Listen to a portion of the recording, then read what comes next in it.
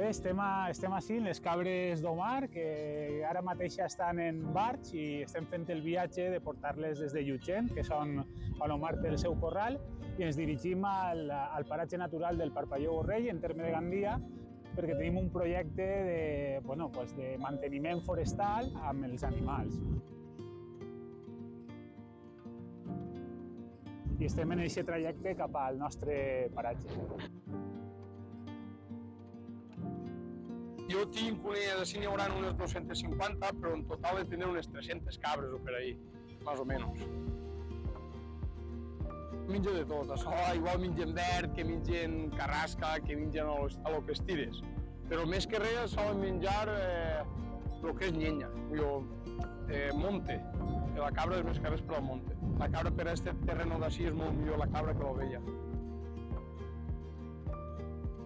Nosaltres el que hem fet ha sigut una faixa forestal que està determinada per el document marc del paratge. L'hem fet primerament en maquinària i ara l'objectiu és que el ramat d'Omar siga capaç anualment fer aquest manteniment quan la vegetació té aquesta brostada forta, tinga 2-3 mesos per primavera i 2-3 mesos a la tardor, per a que aquests manteniments, aquesta faixa sempre estiga ben neta i faci el seu paper en la prevenció dels incendis.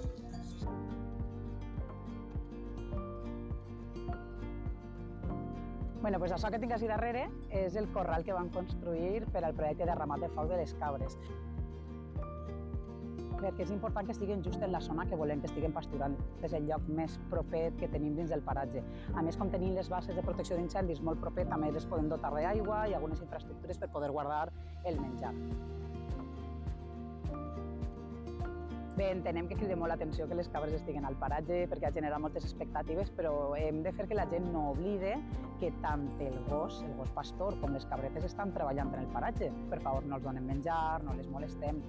I si alguna persona ve a passejar per la muntanya amb els gossos, que els han de portar nugats. Moltes vegades també les cabres igual poden estar soltes. Heu vist que ara tenim cabretes bebès molt xicotetes i podria resultar un perill per la seguretat d'ells mateixos i de la resta d'animals.